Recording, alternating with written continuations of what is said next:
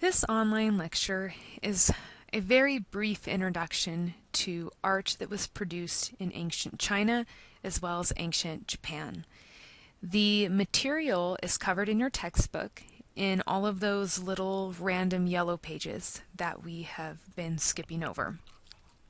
All right, we start with China. We start with China looking at the Shang period.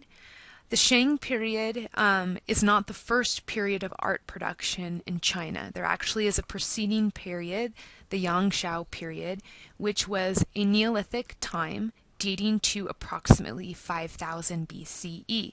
And what is significant about the Yangshao period is the pottery that they produced, which was characterized by intricate linear designs on the vessel.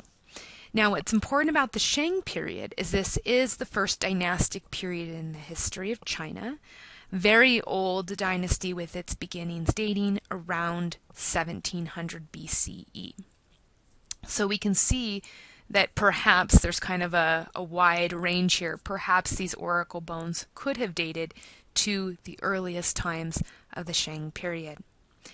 Now, what these oracle bones indicate to us is that the Shang people practiced divination, which essentially means that they attempted to look into the future. And oracle bones were a way to do this. More importantly, what these also indicate is that writing has developed in China. The oracle bones indicate some of the first forms of writing in Chinese history. Basically, they start out as simple pictographs that evolved into a more complex script that we see today. Scholars can read these scripts that we see on these oracle bones, which lets us know that the Shang is considered to be a historical period. Now, what happened was the text was carved into animal bones, like we see here. Sometimes they could also be carved into tortoise shells. And what they would do is they would ask questions. And these questions are very important because they give us a really great idea of what life was like back then. Oftentimes, these questions related to agriculture. So they would ask about things like rainfall, crops, that sort of thing. But what's also great about these oracle bones is that they were also used by rulers as well to ask questions about politics and things like that. So we actually get a really wide range of knowledge in terms of the day-to-day lives of not only the royalty but the lower classes as well. The way that it would work is they would have the bone, the question would be carved onto it, and then it would be given to this person who was able to read the bones. They would heat them, the bones would crack, and then it would be those cracks that were interpreted.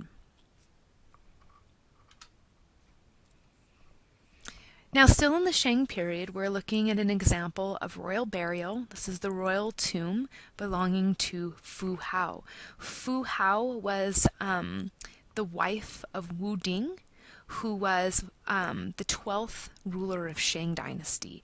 And she was one of 60 wives that Wu Ding had. Now we're looking at a tomb that is rather large in size, and it's a multi-level tomb. And this alone indicates the importance of Fu Hao. The thing that makes Fu Hao unique is that she was an important wife for Wu Ding, and she actually, evidence suggests, led the military, which that's pretty interesting that we'd have a woman that would be leading the military. And this military leadership might explain why we're seeing such a large, lavish tomb, as we see here on the screen. This tomb was discovered in 1976, so relatively recently, and then it was opened up to the public in 1999. Now, at the very bottom in here, which unfortunately we can't really see because of the shadows, this was where the body of Fu Hao was located, and surrounding her were an extensive amount of grave goods, which in this case consisted of very fine and valuable materials. We see a lot of bronze in this tomb, which one indicates that we move beyond the Neolithic period. We do see that the Chinese have developed bronze technology, and in fact some of the most incredible bronze vessels to be produced in China actually date to the Shang period. There's a lot of bronze in there. Now, bronze is not only used to create vessels, but it's also used for warfare, for chariot fittings, and for weapons. So this might be an appropriate thing for us to note because the material actually connects us with this very important role that she had of overseeing the government, or excuse me, the military. We also have a lot of cowrie shells. And cowrie shells were a very valuable material that in many ancient cultures were used as currency. So she has that in there, and then she also has jade. Now the jade is important. There's different types of jade that come in different colors. She had an abundance of green jade. And green jade is considered to have fertility symbolism. Now we have seen this in this class time and time and time again. When you see fertility symbols placed in the context of the burial, this indicates rebirth. So these materials, all of this jade, could be used as a way to ensure that Fu Hao is successfully reborn into the afterlife. Now what I'd also like to point out, and this is also something that's very important, is in the upper level we have these. Can you guess what these are? If you are guessing skeletons, you are correct. We have sacrificial victims. We see here. There are 16 of these sacrificial victims, and included with them are the remains of 6 sacrificed dogs. Now what this indicates to us, and this is important because it doesn't always stay the same in the history of China, is that at this time during the Shang period that human sacrifice was an important part of the burial process. And again, this is something that's going to change as Chinese burial customs develop. We move on now to the burial mound of Qin Shi Huangdi. And this is pretty important. This structure, the discovery of this structure, has really changed the way that we view Chinese burial practices as well as our knowledge of Chinese artistic ability during these early periods of Chinese art production. Now here's the story. In 1974, which isn't that long ago, 1974, there were these men that were in the city of Xi'an, and they were digging up a well. And they are digging up a well to create this well, and they come across fragments of sculpture.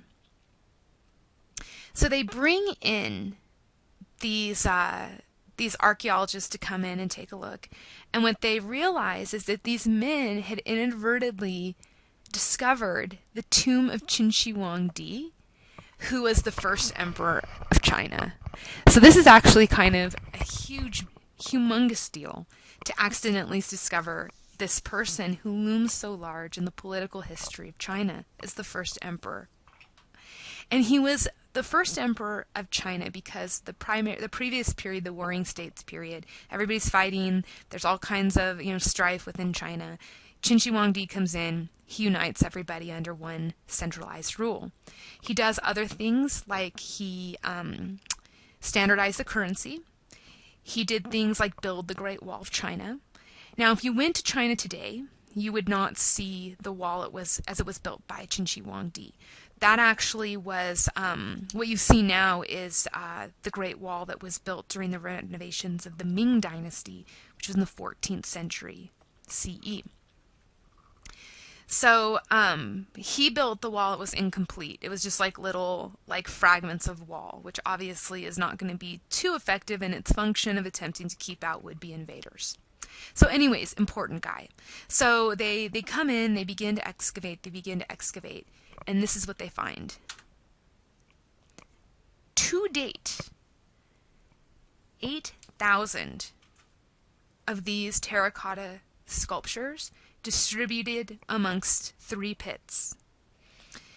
Now I say to date because the excavations are still underway. There is a likelihood that there are more of these that just have not yet been discovered. There's actually still a lot of excavatory work that's needed at this site. Now if you go today, this is what you're going to see. You have this pit that's kind of in this like airplane hangar sort of situation. The other two pits, though, they've buried back over the warriors to preserve their the paint that's originally on them. These were originally painted. Now here's what's important. Okay, couple things. First of all, as I said, this burial site was discovered in 1974, not that long ago. Up until that point, art historians had assumed, based on the archaeological evidence that had been found so far, they had assumed that the Chinese were only capable of building or creating overly simplistic, abstract, small-scale sculptures. And whoopsies, actually, we can see here that the Chinese are capable of building large-scale, extremely realistic, very sophisticated sculptures. So this find in 1974 actually had forced art historians to basically rewrite Chinese art history to better reflect our understanding that Chinese artists were better than we thought. Now here's the situation. This is the other important thing to note about this tomb. So we're looking at the earthenware, they're also known as the terracotta army. And basically, these are representations of individual members of Qin Shi Huangdi's army standing in battle formation, protecting the tomb. Now, again, these are representations. So the idea is that Qin Shi Huangdi takes these men with him into the afterlife. What this indicates to us is at this point in the Qin period that China has shifted away from human sacrifice as part of the burial process, and now are starting to use objects that symbolize people rather than sacrificing them. And this probably is a good idea because I think it would be pretty problematic to sacrifice your entire army. It sort of leaves China a little bit underprotected against would-be invaders. So this tomb together indicates the incredible sophistication and talent of Chinese artists, as well as a shift in burial traditions. Let's take a look at some details. So here we have a detail of some of these soldiers, and they're quite remarkable in that each one of them is unique. So it's not like this is just like sort of this like standardized sort of production of all these sculptures that look the same. No, they're all unique because they all represent a specific individual. If you look at the facial features, while they appear similar, there are subtle nuances that indicate that these were actually intended to be portrait likeness to represent the actual appearance of each of these soldiers. You have the detailing of the clothing, which is indicating military rank, so that we can see, where in the army these men fell, as well as what their job was to do. You also have hairstyles. Now, I read, that these hairstyles were also indicative of military rank. But what I also have read, and I like this better, is that they actually were indicative of the region from which each individual soldier came from. The reason why I like this is that this does kind of underscore this intent of creating an artwork that depicts an individual, a portrait, and that's definitely part of their biography, where they come from. But I also like it because I think it creates an important symbolism that would work well with what Qin Shi Huang was trying to say. Obviously, Qin Shi Huang's a pretty powerful guy if he can come together and unite all of China. He's also, though, an important guy if he can command this really large military. And the idea is that this military is comprised of men who've come far and wide throughout all areas of China to fight under Qin Shi Huang. We have seen this kind of representation in art before. The idea of people coming from far and wide to pay homage to a ruler, that idea of people coming from all over the place, indicating power by showing that the power has far reaches. We see this, most notably what comes to mind off the top of my head, is the relief sculpture that adorns the audience hall of Persepolis, which was created by the ancient Persians. So that's something interesting to think about. Now, what's also interesting to think about is the fact that this is the exterior of the tomb. This is what's on the outside. what could be on the inside if something this incredible is put on the outside? And the question, or the answer to that question, is we actually don't really know. Qin Shi Huang's actual tomb has not yet been excavated. Every day I sit on the edge of my seat waiting to hear that they've opened up this tomb, but they haven't yet. And there's, a lot of different reasons why. Some people say that they don't open it up because supposedly it's booby-trapped. But that didn't prevent anyone from opening up the tombs in Egypt. One other reason why they say that they have not opened up yet the tomb is because the tomb has high levels of mercury. So high that actually it's dangerous to enter in. What is believed to be located under the actual mound, Qin Shi Huang's tomb, is this, of course, a palace structure for which Qin Shi Huang can live in, but surrounding the palace, the landscape of China, that has forests that are made of trees of jade. We know jade is significant for representing fertility and rebirth. Constellations of the stars in the sky made from semi-precious stones, and rivers of mercury that represent China's various rivers. Now, the selection of mercury is interesting. It was believed by Qin Shi Huang that mercury was an elixir for everlasting life. So it would make sense that he would put this in his tomb because this would help him to transition into the afterlife.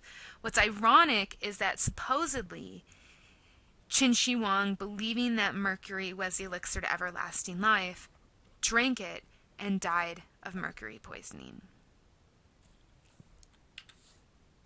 Okay, we move on now to Chinese painting, and we're taking actually a pretty big jump here. We're moving up to the 10th and 11th centuries CE, which this is about contemporary in terms of time period with the Romanesque period. And I want to just briefly discuss Chinese painting during this time period. This is known as the Sung period. It looks like Song, but it's pronounced Sung. This is the Sung period. And the reason why I want to bring this in is because in my mind this is the most influential style of Chinese painting. So influential that you can find its influence in virtually every style of painting that was produced after. And even today, looking at contemporary Chinese painting, it is very common to see Sung influences. So, extremely important painting style. If you can understand Sung painting, you pretty much can understand the gist. It's a general gist, but it's a gist. The gist of Chinese painting. So here we have Traveling Through Mountains and Streams by the artist Fan Quan. Now, when we look at Sung period painting, we actually need to make some divisions here. Okay, we need to be a little specific. First of all, we can divide the Sung style regionally. Paintings that are produced in the north of China, paintings that are produced in the south. We also can divide the style further stylistically. There are 4 sub-styles of the Sung style, 2 of them from north, 2 from south. We're only going to cover 2 in this class. We're going to cover 1 style from the northern region and 1 style from the southern region. And it is very important to note in your notes which style comes from which region. So we are going to start with the monumental Sung style, which is a style that dates to the northern Sung period. This is a great painting. This is like the best one that's produced in the monumental style. And I like using this painting because it has so many of the stylistic features all in one image. Now, with the monumental style, this is a great name of a style because it's descriptive. These are paintings that are attempting to emphasize the monumental features of nature. Those which are tall and majestic and awe-inspiring. And what is the most majestic, tall, and awe-inspiring natural form that you can think of? The mountain. And that's what we tend to see in monumental paintings, is an emphasis on the mountain. Now we see with monumental paintings that the composition is vertically oriented. This is appropriate because it's going to allow for these really tall mountains. If this was a horizontal composition, you would have it reaching the top, but then you'd have all of this space on the side. That won't do. We need to have the height being represented, and verticality is the best way to do that. You'll also notice that there's a very high horizon line. The horizon line is the place where the earth meets the sky. Now, usually the horizon line's right about eye level, where we can look out and we can see off into the distance. Here, the horizon line's really high, the message being that this mountain is so tall that it blocks any of the surrounding landscape. What we also see is we see what's called a visual path, an opening up of the composition that's meant to lead the eye. Here is our opening here that leads the eye upward. The visual path, the leading upward, creates that physical movement of the eye which registers in the brain, wow, this painting's really tall. Now there's another component to the visual path. It's a more like symbolic component. And it's this idea of moving through nature. This idea of moving through nature relates to an important principle of Taoism, which also, you can find it spelled with a T, Taoism, means the same thing. Taoism is an indigenous religion of China. Indigenous meaning that this religion originated in China. It wasn't a religion that was sort of imported in, like Buddhism, for example. So Taoism is really focused on this idea of nature, and that man should interact with nature in very peaceful and harmonious ways. Man should go out and appreciate nature, which is what that visual path is trying to say. Taoism also argues that man should never damage or dominate nature. We can see this also referred to in this painting, the presence of the people, which are right here. Now, first of all, the presence of the people do function to emphasize the height of the mountain. You compare the size of the people to the mountain, you think, wow, that's a really tall mountain. The presence of the people, though, being so small in size, is communicating this idea that man is small and insignificant in the grand scheme of things, which is certainly a Taoist idea. Finally, we have one more reference to Taoism in this painting, a symbolic reference that is communicated with the iconographical symbols of the mountain and the water. The mountain is conceived of as a masculine principle. It's strong and it's active, whereas the water is considered to be a feminine principle. It is passive. This relates the mountain and the water to the Taoist conception of yin and yang, the idea that balance in life is created through opposition. Now here is our second example, and this is our southern example, the lyric style. Now this name lyric style, what this means is that we're looking at the more kind of elusive aspects of nature, the kind of like feeling of nature, rather than, if I can go back, something like this, which is very detailed and very descriptive. So this is detailed and descriptive. This is a feeling. Now, there is a possibility as to why we see such a difference in the representation of nature that actually might have to do with the geography of China. In the north, going back for a minute, in the north, it's very cold. So nature could have been seen as very harsh, very imposing. Where in the south, it's more temperate, the climate is warmer, and therefore there's a little bit different of a relationship between man and nature. Now you'll see that similar to our monumental style, the lyric style is a landscape form of painting, where we have the representation of nature. However, the focus is different. Whereas in the monumental style, the focus is on the monumental, awe-inspiring mountains. Here it is smaller components of nature that are emphasized, in this case, trees. Now what's different is we can see that this is a horizontal orientation, which allows more of like a visual journey, but kind of like through the landscape this way, horizontally. And you can see there's quite a bit of mist. That takes away from the more detailed descriptive quality that we would expect to see in monumental painting, and it gives it more of that vague, elusive quality. So we wouldn't really see mist being used in monumental because, again, it's trying to be more detailed and descriptive. Similar, though, to our monumental style, we do have man, again, small and insignificant in the grand scheme of things, And we also have our Taoist symbolism of yin and yang with the presence of the mountain and the water. Okay, we move on now to Japan, and we are in the Kofun period. Now, the Kofun period is an early period of art production in Japan. However, it is not the first. The first period is the Yaoyi period, which we are not going to be covering. We are going to start with the Kofun period. Dates to the 3rd through 6th century CE. The name Kofun meaning ancient grave.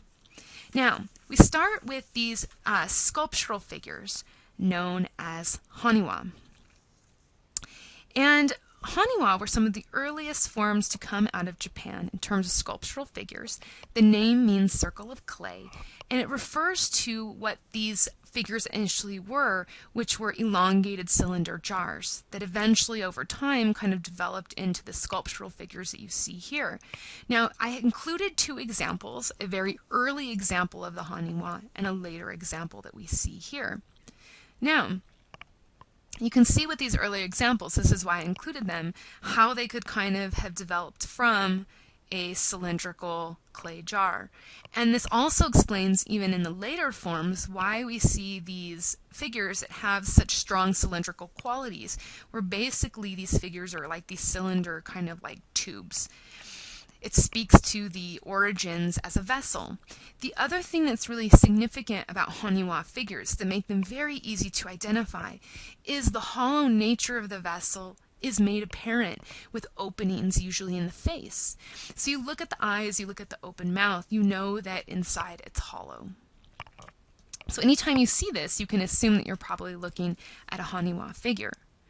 Now, also characteristic of the haniwa is that they're very, very simple. As I said, they're just kind of these like cylinder tubes that create the form. They're not realistic, they're abstract, and they also are not very detailed.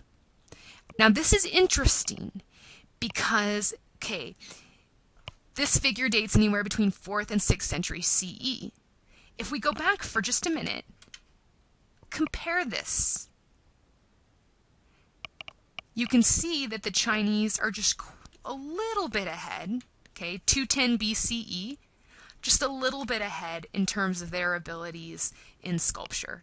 The Japanese do catch up, but it does take a little while. And it's an appropriate comparison because this is a haniwa warrior figure. The Qin Shi Huangdi figures, they were soldiers as well. And the purpose of these were to be placed in a tomb as offering, or in this case, protection. What's different, though, is that these are placed on the exterior of the tomb, facing out towards somebody who would be approaching the tomb. This difference is different.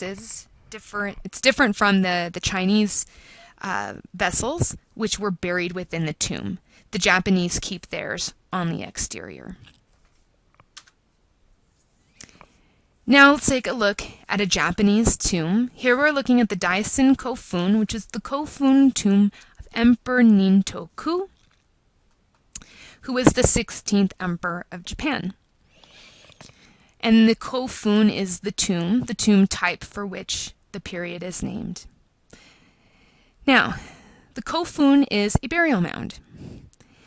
And the influence of creating a burial mound probably is coming from China around the 3rd century. Now, what's different, though, is that the Kofun tombs come in one of 3 different shapes. You can find a Kofun tomb that is round. You can see one here. This is like a round mound. They did create Kofuns that were either rectangular or square. And then you have the Kofun in the shape of a keyhole, which you see here. And these were unique to Japan. And I think this is super interesting. Shape of a keyhole, but can only be seen from the sky. I think that is interesting. Now, these are important, okay? Not just simply because they're burial mounds. They actually indicate to us a lot of changes that are occurring in Japan at this time. First of all, they are a symbol of unified power. The idea that we're not having like different clans or different families or different, power groups. That Japan is unified under one singular power structure. That's always something important to note. We also are seeing developments happening in the fact that we clearly are seeing a cooperative artistic process, which we've talked about this before, this idea that multiple people have to come together, fulfilling different roles to ensure that a structure like this is being built. The other thing that this is indicating is that we are seeing in Japan at this time the development of civil engineering, city planning, and more importantly, irrigation. This is surrounding this tomb an artificial moat. There's actually 3 artificial moats. And the creation of the artificial moat is coinciding with the rice cultivation in Japan at this time. Now there's a few other features to this.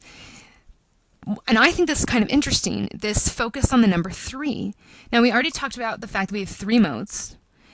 We have a mound that has 3 tiers. And together, the original size of this was 33 meters. Now, what do we think of when we think about 3 as a significant number? And you might think the Trinity. And this is correct, actually. Many religions have trinities, not just the Christian religion. This would be a reference to the Shinto Trinity. The heavenly gods, 1, 2, the earth gods, and 3, the mundane world. Now, the other thing that's interesting about this tomb is there's actually minimal historical documentation. We really don't know much about these tombs. They belong to the imperial family, and in the 1970s they said, okay, closed. No studying permitted any longer. All right, let's talk a little bit about Shintoism. So Shintoism is the indigenous religion of Japan. So it originates in Japan, not imported in. Shin means God. To means way, way of the gods. And to very sort of briefly and generally describe this religion, what we're looking at is a religion that is extremely concerned with nature. And they pay very close attention to natural elements, things like water and rocks and trees, but even the intangible elements of nature, like light and wind. Everything is considered important and demanding much respect. And it deserves respect because they believe that all of these animate and inanimate natural objects have an inherent spirit. Now, Shintoism is very hard for us to concretely define and explain at its outset. And the reason for this is because nature is the focus of worship. So they did not have like a historical figure, like a Jesus or a Mohammed or a Buddha, that kind of came out and said, hey guys, this is what Shintoism's all about. We don't have that. We don't have a scripture, like a Bible or a Quran, that kind of lays out the religion and what it's all about and how one should properly adhere. Even more ambiguous is the fact that they did not create, at first, shrines, that nature itself was the space for worship. And it's like, for example, here this is a shrine, which basically it's rocks and water. And they didn't create images of gods in human form. We do not see gods in human form being represented in Shinto art until contact with Buddhism. And scholars kind of disagree, but many argue that Buddhism doesn't even reach China until the 6th century. So for hundreds and hundreds of years, we don't have any human representations of gods. So it's complicated. So this is an example of a Shinto shrine, and these are 2 sacred rocks that are meant to symbolize husband and wife. Not any old husband and wife, but actually the Shinto primordial couple. The primordial couple is like the first ever couple. And you don't need to write down or note the names, but the names are Izanami and Izanagi, husband and wife. And this is part of the Shinto creation myth, talking about how through the sacred union of this husband and wife, the islands of Japan are born. All right, and we will close up with an example of a Shinto shrine. So we can see that somewhat quickly, we're looking at 1st century CE, that they are beginning to build architectural spaces for the practice of Shinto worship. Now, these spaces are still very much in line with what Shintoism was all about. You can see that the shrines are built from natural material, from wood. They're simple and they're unadorned. The other thing is they're located out within nature. So it's not like you would go to downtown Tokyo and there's a Shinto shrine right there. They locate them out within nature. So they're located out within nature. They're simple, they're unadorned, so they don't overshadow or dominate nature. They're simply perfectly integrated within. Now we're looking at a structure that's located in the Ise Shrine Complex. And what's incredible about these shrines is that they actually are rebuilt. They're rebuilt every 20 years. And so this is an old image. Sorry, it says about to be rebuilt again this year in 2013. They're rebuilt every 20 years. And even this has its conceptual relationship with nature, because nature is inherently cyclical. And I think the best example of that is to think about the seasons, the idea that things die in the winter, and then in spring they're being reborn, and in the summer it flourishes, but then begins to die in the fall, and then you have the winter. And it's that kind of cyclical idea of birth, life, death, birth, life, death. And the same kind of thing is happening with the rebuilding of these structures. Now, the only other thing that I want to talk about that's distinctive of Shinto architecture are the chigi, which are the forked extensions that you see here. They actually come out on each side, which you can see down in here. These are characteristically Shinto. If you see chigi, you'll know that you're looking at a Shinto structure. And they're essentially decorative. There's no structural function. They're just part of the architecture.